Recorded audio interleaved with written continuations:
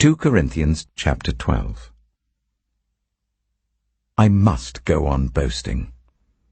Although there is nothing to be gained, I will go on to visions and revelations from the Lord. I know a man in Christ who 14 years ago was caught up to the third heaven. Whether it was in the body or out of the body, I do not know. God knows. And I know that this man, whether in the body or apart from the body, I do not know, but God knows, was caught up to paradise and heard inexpressible things, things that no one is permitted to tell.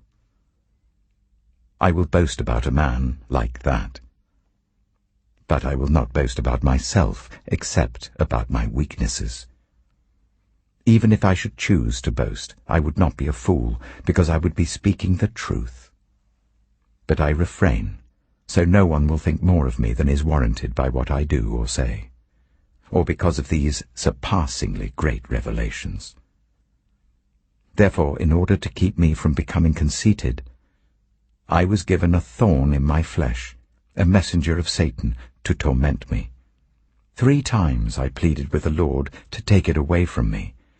But he said to me, "My grace is sufficient for you, for my power is made perfect in weakness."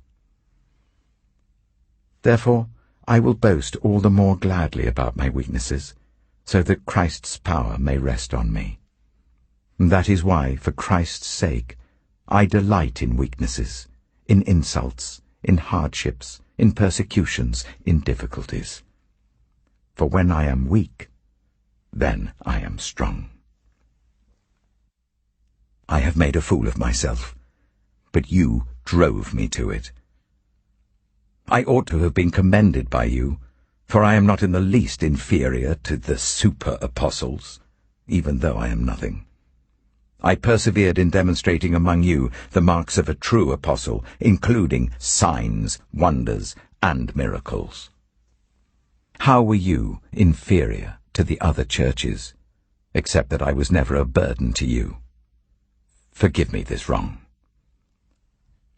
Now I am ready to visit you for the 3rd time, and I will not be a burden to you, because what I want is not your possessions, but you. After all, children should not have to save up for their parents, but parents for their children.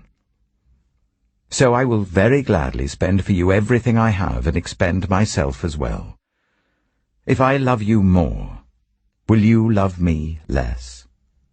Be that as it may, I have not been a burden to you.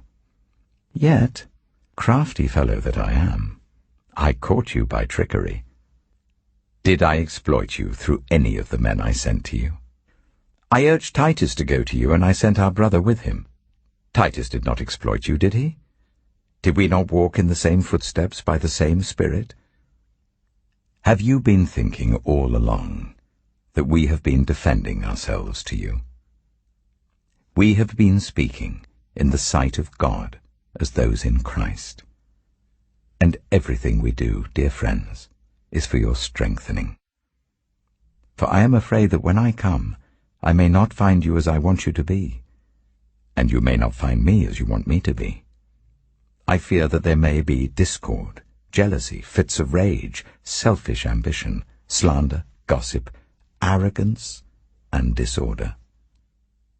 I am afraid that when I come again, my God will humble me before you, and I will be grieved over many who have sinned earlier, and have not repented of the impurity, sexual sin, and debauchery in which they have indulged.